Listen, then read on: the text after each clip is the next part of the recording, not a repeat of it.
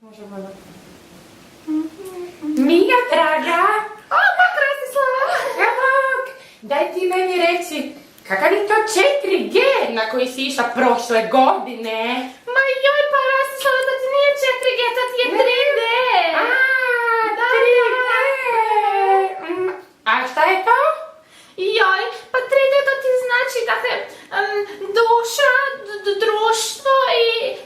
Joj, kako se zove ono treće? Digitalizacija!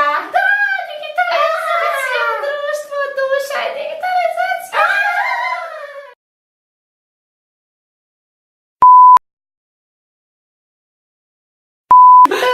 Rastislava, kratak ti je Minić.